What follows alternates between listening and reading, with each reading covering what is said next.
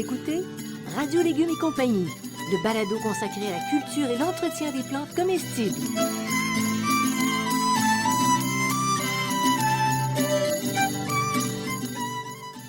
Laitue, Basilic, plantation, poivron, bleuets, pollinisation, haricots, arrosage, fraises, insectes ravageurs et maladies, concombres. fertilisation.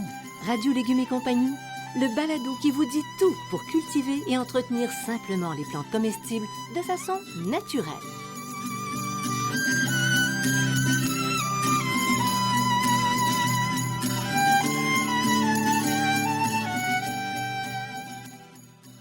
Cette émission vous est offerte par Sem Saveur, le spécialiste des plantes comestibles prêtes à planter. C'est l'heure du jardinage, car qui jardine dîne. Des plants de légumes savoureux et colorés, de fines herbes qui font voyager, de petits fruits irrésistibles, tout prêt à planter. C'est ce que vous propose Sem Saveur. Consultez la page Facebook et le site web de Sem Saveur pour des astuces de jardinage et des idées de recettes. On est vraiment content de vous retrouver. Bonjour Bertrand Dumont. Bonjour Janine. Bon, Bertrand, on a un sujet aujourd'hui que j'adore. J'ai une affection particulière pour la plante dont tu vas nous parler. Ben moi, c'est Parce le que contraire, ça c'est marrant. Hein? Ah, mais moi, ça me rappelle les grands-mères Oui. dans les rangs Oui. qui avaient des talles d'œufs. Oui. Et puis même en ville, c'était... Écoute, il y en avait Puis partout. moi, j'aime pas le goût. On parle de quoi aujourd'hui? On parle des rhubarbes. Voilà. Bon, on va vous parler des rhubarbes, donc... Et puis depuis quand on les cultive, les rhubarbes? plante très particulière. Il y a un petit bout de temps, disons. D'abord, elles nous viennent d'un large territoire. Il y en a beaucoup, là. En Asie de l'Est, en Sibérie du Sud, en Mongolie, en Tartarie chinoise, au Tibet, à l'Himalaya, la région de la Volga, le Moyen-Orient. Enfin, ça fait... La première mention qu'on va retrouver des rhubarbes, Oui. c'est il y a 4700 ans, dans un traité de médecine chinoise. Parce que la rhubarbe a très longtemps été utilisée comme plante médicinale. Et elle est vraiment utilisée de manière très, très habituelle. Il y a depuis 2200 ans en Chine. Bon. Donc, c'est une plante qui nous vient de l'Asie, principalement, et qui est très utilisée en médecine. Est-ce qu'on peut prédire que ça pourrait être excellent pour notre santé? Ah, on va en reparler, Ah, oui. On si va les dire, Chinois, ouais. si tout... Bon, voilà. Est-ce que toutes les parties de la rhubarbe sont comestibles? Non, et ça, c'est hein? très important. Seules les pétioles, donc les tiges qui portent les feuilles, sont mangeables. Les feuilles ne sont pas mangeables car elles renferment une grande quantité d'acide oxalique, on va le dire. C'est mauvais pour les reins. C'est mauvais pour les reins. Il faut quand même en consommer beaucoup, là, pour cru ou cuit, pour qu'il y ait une intoxication. Plus on en consomme, plus l'intoxication peut être sévère. Mais on comprend pourquoi maintenant c'est une plante médicinale. Voilà. Mais pour des gens qui font des rhumatismes ou de l'arthrite ou quelque chose comme ça, je pense que c'est pas indiqué. Oh, je Mais sais pas. Évitez de manger les feuilles, point final. Oui, d'abord. D'abord, puis de toute façon, sont bien moins intéressantes, les Mais feuilles. Là. attention, tu parlais, les Chinois utilisent les feuilles. Oui, c'est principalement et les non feuilles. les pétioles. C'est ça, les pétioles, c'est ce Ah! qu'on mange. Et ils utilisaient, parce que l'acide oxalique est vraiment dans les feuilles. OK, il y en a moins dans ce qu'on mange, nous, les tiges. Ben oui, sans ça, on n'en mangerait pas. C'est ça. Bon. Alors, est-ce qu'il existe différentes formes de rhubarbe? Parce qu'on en connaît quelques-unes, Oui, il y en mais a on ne sait plusieurs jamais. dizaines. Toutes ne sont pas comestibles. On a des espèces de jardins, puis on les appelle aussi hybrides, qui sont issus d'un croisement de différentes espèces sauvages. On ne sait plus trop d'où ça vient. Il y a peu de variétés en réalité, il y a très peu de variétés. On distingue en général les rhubarbes à tiges vertes qui sont plus acidulées, puis les rhubarbes à tiges rouges qui, elles, sont plus sucrées. Et c'est pour ça qu'on cultive principalement une variété un peu partout, ce qu'on appelle la Queen Victoria, qui est une vieille variété de la fin du 9e siècle, et qui a des pétioles rouges mais qui est sucrée et acidulée en même temps. Là, Oui, c'est ça que les gens elle aiment. est meilleure. Là. Ah, elle est meilleure. C'est la fameuse Queen Victoria qu'on cultive. On va s'en souvenir. Alors, si on veut introduire la rhubarbe, on pourrait opter davantage pour la Queen. Habituellement, Queen c'est à peu près Victoria. tout ce qu'on trouve sur le marché. Bon, les autres ne sont pas très Les populaires. autres, faut se les échanger entre jardiniers parce qu'on en trouve beaucoup moins. Mais le pétiole Oui. du Queen Victoria, par exemple, est-ce qu'il est plus gros que ceux qui Il n'y sont a pas des grosses différences. les tiges vertes. Pas beaucoup? Non, il n'y a pas de grosses différences. OK. Alors, ça prend combien de temps avant d'obtenir un plant de rhubarbe à exploiter, là, vraiment? Bon, à peu près 1 à 2 ans. Au bout de la deuxième année, on peut commencer à récolter, mais plus on va le laisser grossir, plus il va donner. C'est une plante permanente, c'est une plante vivace, donc elle va donner de plus en plus. Et on va la transplanter à peu près à toutes les 8 à 10 ans, mais on peut jusqu'à 20 ans. On peut laisser une rhubarbe dans le même coin jusqu'à 20 ans. Attends, c'est quand Donc, même... c'est quand même assez long, là. Oui. Et au bout de 20 ans, elle devient très grosse, ça se fait un très gros plant, et donc on peut récolter beaucoup de rhubarbe dessus, là, tu sais. Mais quand tu nous parles de 1 à 2 ans après la plantation, c'est une plante, c'est pas le semis, ça. Non, c'est une plante. Tu l'achètes, là. On l'achète, on le plante. La première année, en général, on ne récolte pas. On laisse la plante refaire ses racines et partir. La deuxième année, donc, c'est l'année qui suit la première année qui n'est pas la plantation, la première année de culture, vraiment, on peut commencer à retirer quelques tiges. La deuxième année, on va en retirer plus. Mais moins on en retire les premières années, plus on va en retirer par la suite, dans le sens où cette plante-là, elle a besoin de s'installer. Puis une fois qu'elle est installée, elle est là pour 10, 15, 20 ans. Là. Puis elle produit, quand même pas mal. Ça. Bon, alors, pour un meilleur goût, si on parle... Tu sais, si tu compares, là... Le goût, c'est un pétiole qui est ferme et craquant. Hein, Ça, c'est au maximum, là. C'est ça. Ben, c'est au maximum. Du goût. Du goût, OK. Et c'est plus ou moins acidulé selon la variété. C'est ça qui fait la différence. Là. C'est la variété qui fait la différence. Et puis, tu as parlé tantôt de médecine chinoise. Donc, si on parle des valeurs nutritives et curatives, on est pas mal dedans, là. On est pas mal parce qu'il y a 9 minéraux ou oligo-éléments, des fibres alimentaires et 6 vitamines. Les Chinois avaient vite compris. Hein, ils n'avaient pas les grands laboratoires pour le faire, là, mais ils avaient vite compris que c'était une plante qui était bonne pour la santé. C'est assez impressionnant quand même. Hein? Oui. Sans les moyens modernes. Alors, les conditions de culture de la rhubarbe, c'est quoi ces exigences? Ben, c'est une plante permanente, hein, donc une plante vivace. Elle est rustique sur la zone 3. C'est pour ça qu'au Québec, elle est très cultivée. Elle va au soleil, mais aussi un petit peu à la mi-ombre. La seule chose, à la mi-ombre, les feuilles vont être un peu plus molles, les tiges vont être un peu plus molles, mais plus au plein soleil, elles vont devenir vraiment craquantes. On met ça dans une terre meuve, fraîche et bien drainée, donc une bonne terre à jardin ordinaire. Mais c'est quand même une plante gourmande et assoiffée. Surtout au début, il faut lui donner à manger, puis il faut lui donner de l'eau. On va y revenir dans l'entretien. Et si elle n'a pas assez d'eau, ça fait probablement des pétioles qui sont beaucoup plus secs, plus moins petits, moins de tiges, c'est ça. Et c'est facile à cultiver? Oui, c'est très facile à cultiver. Il y en avait partout. Ah, j'ai tellement des beaux souvenirs. Dans la ruelle, à Montréal, où on restait, les petits garçons apportaient des assiettes, c'était rempli de sucre, des soucoupes, puis ils trempaient le bout, puis le bout de la tige qui craquait là, comme ça. Moi, je trouvais ça horrible. J'aime ça en tarte. J'aime ça autrement, mais eux, ou en confiture. Mais sans ça, tu manges toutes les tarbes au complet.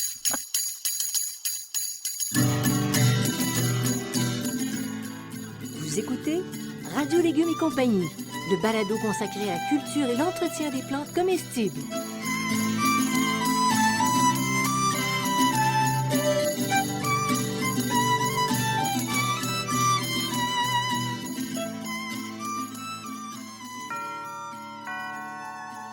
Qui jardine, dîne. L'heure est au jardinage et au prêt à planter. C'est ce que vous propose Sem Saveur, une gamme de plantes cultivées pour vous par un producteur de plus de 35 ans d'expérience. Obtenez des récoltes savoureuses avec 132 variétés de légumes, dont 16 patrimoniales, 71 variétés de fines herbes, 14 de petits fruits et 12 de fleurs comestibles. Proposés en différents formats, les prêts à planter de Sem Saveur sont vendus dans toutes les bonnes jardineries du Québec.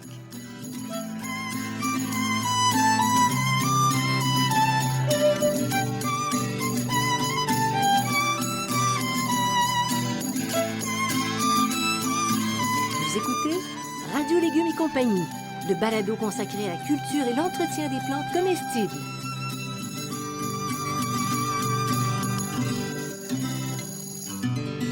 Cher Bertrand, est-ce que ça sème la rhubarbe? Oui, ça sème aussi. Habituellement, on achète des plants parce que ça va beaucoup plus vite, là.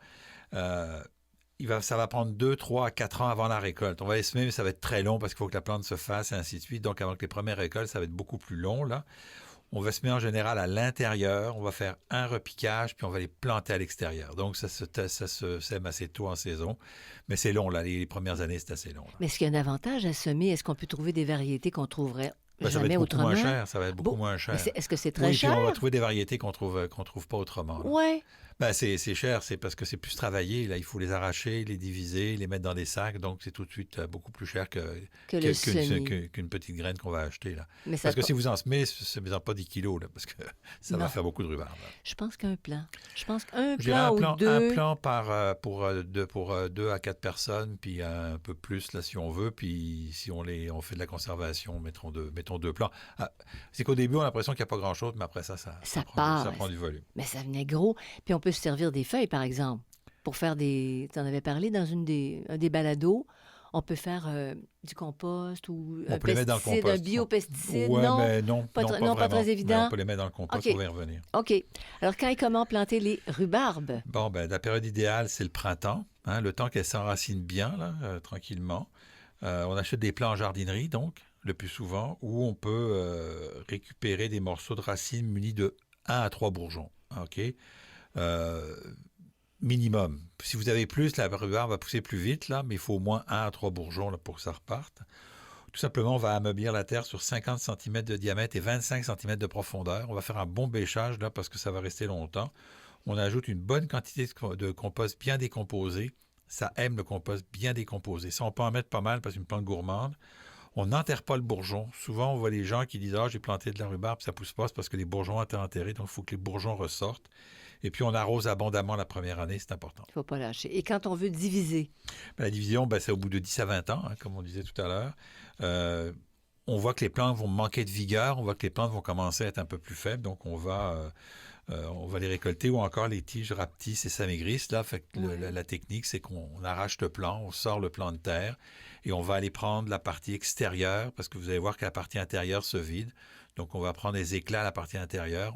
On va prendre des éclats avec 3, 4, 5 bourgeons, puis le reste, on peut le donner, là, sans problème. Ça vient de s'éteindre. Alors là, tu l'as multiplié et pour tes voisins et pour la rue au complet. C'est ça. Parfait.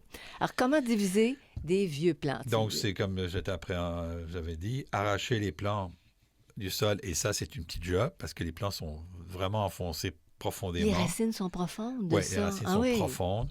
Donc, ça prend un objet bien aiguisé, là. OK? Ça prend un bon couteau bien aiguisé. On prélève la partie extérieure, donc, avec des racines, puis 1 à 3 yeux. Et puis, on replante comme on replanterait les éclats qu'on a achetés au début, là. C'est la même chose. Les là. petits morceaux. Les petits morceaux. Les petits morceaux. Puis, comme on en a beaucoup, ben, on peut en donner, ça, sans problème. Alors, quelles sont les plantes qui sont compagnes de la rhubarbe? Est-ce qu'on Il a n'y en a pas intérêt? vraiment. Il n'y en a pas C'est vraiment. compliqué à installer parce que comme au début, ça prend pas beaucoup de place, et puis ça prend de la place. Donc, il n'y a pas vraiment beaucoup de compagnonnage avec la rhubarbe. Non. On évite parce que c'est trop compliqué. Mais tu sais, c'était presque ornemental à une certaine époque. Oui, oui. Les gens faisaient comme des divisions de terrain avec la La rhubarbe. rhubarbe, effectivement, parce qu'ils faisaient beaucoup de tartes à la rhubarbe, effectivement. Oui, mais il en restait suffisamment pour dire que c'était beau là, Ouais, mais jusqu'à ça produit- l'automne. oui, mais ça produit tout l'été. On peut récolter tout l'été. La rhubarbe? Oui, Ah oui? à condition de faire une petite affaire dont je vais vous parler un peu plus loin. Ah! Parce que c'est difficile à trouver quand Oui. même. Mais ceux qui en auraient sur leur terrain pourraient la récolter tout l'été. Oui, ça se récolte tout Ah, l'été, je savais pas ça. à petite condition. Ah ben, alors on va attendre la Je condition. vous donner ça tout de suite. Est-ce qu'on peut cultiver la rhubarbe en pot? Oui, c'est possible, mais c'est pas facile parce que il va falloir l'enterrer, il va falloir la sortir du pot pour la protéger. On ne peut pas la laisser à l'air. Je vous dirais que les efforts sont tellement grands à faire que ça ne vaut même pas le coup d'essayer. Là. C'est pas vraiment à moins d'avoir pas le choix. Là. Mais l'hiver, il faut réenterrer la rhubarbe. C'est un peu compliqué. C'est aussi bien de la laisser là, C'est aussi dans bien le fond. c'est ça. C'est aussi bien d'aller les acheter au marché que de les mettre en pot. Là. Puis ça prend beaucoup de place. C'est pas tellement efficace. Là. Non, bon, parfait. Maintenant, pour l'entretien, quand on les a plantés, on a fait le nos sol semis, puis ça y est. Ben, au pied des rhubarbes, le sol doit être toujours frais en permanence. Il ne faut pas que ça sèche trop. Ça n'aime pas trop les étés trop secs. Donc, on va toujours utiliser un paillis. C'est souvent conseillé. Ça peut être un paillis de feuilles, un paillis de paille, un paillis de foin. On met ce qu'on veut. Tous les ans, on fait un bon apport de compost. Tout simplement, ce qu'on va faire, c'est qu'autour du plant, là, au niveau des feuillages, on va aller mettre du compost. Le compost va tranquillement rentrer. C'est une plante qui aime beaucoup...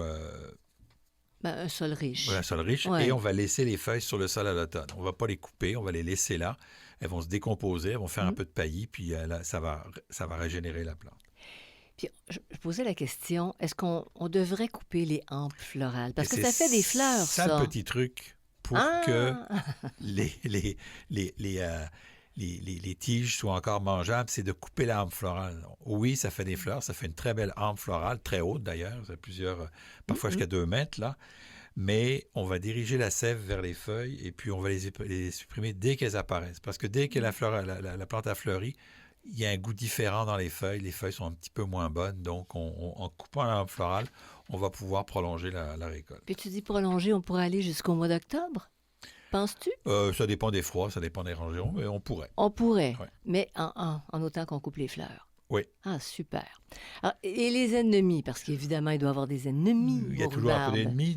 Il n'y a pas vraiment. Le véritable problème, c'est la rouille qui fait des petites taches, mais ça n'empêche pas de manger les rhubarbes. Hein. C'est juste sur les C'est feuilles? juste sur les feuilles, c'est des petites taches sur les feuilles, on nettoie ça, puis il n'y a pas de problème. Sans ça, on peut trouver des pucerons, des punaises ou des limaces. Les limaces, au début, quand on plante, ça peut arriver, mais c'est assez rare. Puis des fois, on a du mildiou, du blanc, de la pourriture, des taches sur les feuilles, mais les taches sur les feuilles, on s'en fout un peu. Hein. C'est comme la rouille, ça n'empêche pas de manger les feuilles. Puis le mildiou et le blanc, non, on ne peut pas, mais c'est plutôt rare. Là. C'est rare, ça dépend des années surtout. Puis c'est presque un indicateur que la feuille n'est pas mangeable. Ouais, Elle est pas- moins belle, tu as c'est moins ça. le goût de la manger, C'est ça. c'est plus sécuritaire. Voilà.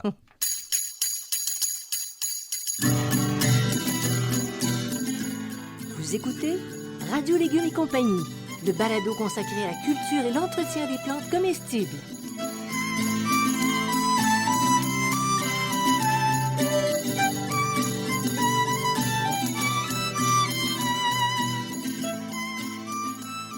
Le potager urbain et le jardin fruitier facile et naturel sont des livres de base pour cultiver des plantes comestibles. Pour aller un peu plus loin, je vous propose aussi le potager productif sur les rotations et le compagnonnage et le jardin en pot pour les cultures en contenant. À partir de mon expérience personnelle d'horticulteur, je vous propose des centaines d'informations utiles qui rendront plus facile votre pratique du jardinage.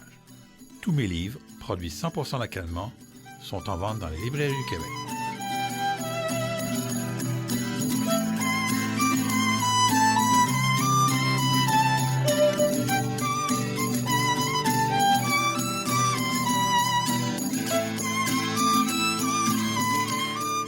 Vous écoutez Radio Légumes et compagnie, le balado consacré à la culture et l'entretien des plantes comestibles.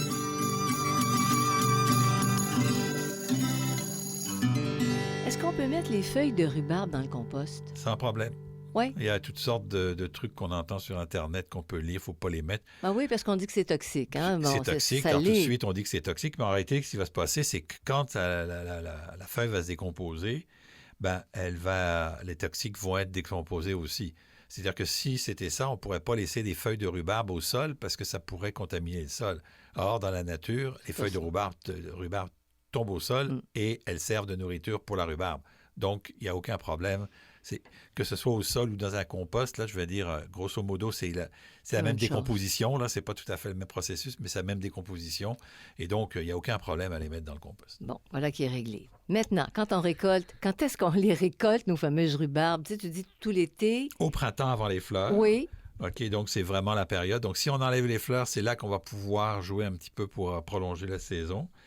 On choisit toujours celles qui ont les plus gros pétioles. On laisse grossir les autres. Et on les casse plutôt qu'on les coupe. En général, on casse la rhubarbe. Hein. C'est rare qu'on la coupe, là, on casse la rhubarbe. Et puis, on laisse toujours quelques feuilles au cœur de la plante pour que la plante puisse faire sa photosynthèse. Là. Si on enlève toutes les feuilles, ben, la plante ne pourra pas faire de photosynthèse, elle ne pourra pas se nourrir. Rappelons qu'une plante se nourrit à 80-85% par la photosynthèse. OK? Donc, ce n'est pas juste dans les racines qu'elle se nourrit. Donc, si on enlève toutes les feuilles, il n'y aura pas de photosynthèse et la plante ne va pas grossir. Donc, il faut trouver l'équilibre, laisser des feuilles de manière à ce qu'on puisse récolter la plante d'année en année. Si vous enlevez tout, c'est comme les asperges. Oui. Si on enlève toutes les têtes d'asperges, l'asperge ne grossira pas. C'est final. Puis l'année d'après, ben, elles vont commencer à dépérir. Mais donc, il faut absolument en conserver, là. Et il n'y a pas de problème. Donc, si vous pensez que vous aimez beaucoup, beaucoup, beaucoup la rhubarbe, ben, vous mettez 2 plants, puis vous laissez des feuilles sur les 2 plants. C'est ça, c'est ça. Fait que tu récoltes un petit peu moins, mais à chaque plant.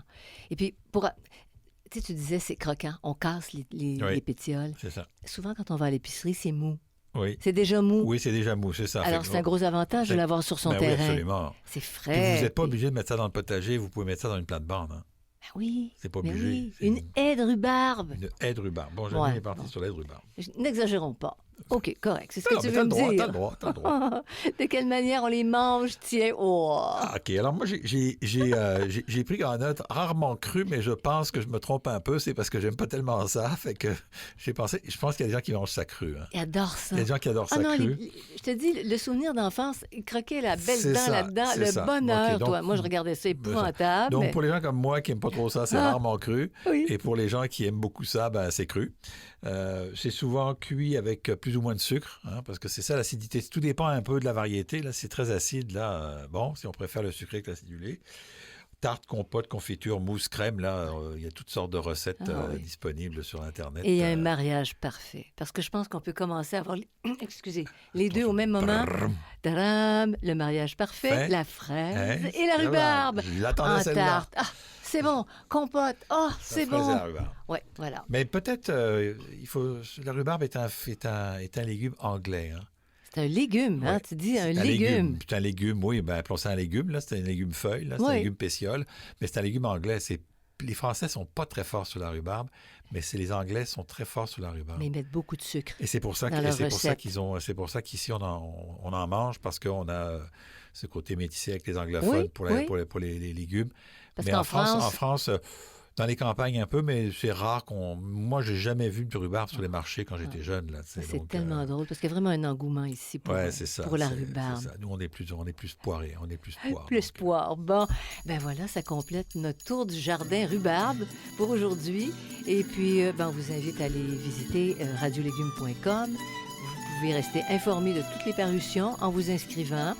Et puis, écoutez, on est rendu à plus de 70 balados. Oui. Alors, il y a toute une banque. Vous pouvez les écouter quand ça vous tente. Je voudrais remercier Sam Saveur et également Xavier Gervais-Dumont pour la musique, son frère Charles pour l'assistance technique. Portez-vous bien, chers amis. Merci beaucoup, Bertrand, pour tes conseils. Ça nous donne le goût de manger de la rhubarbe. ben, ça s'en vient. Ouais. Ça s'en vient. Allez, à la prochaine.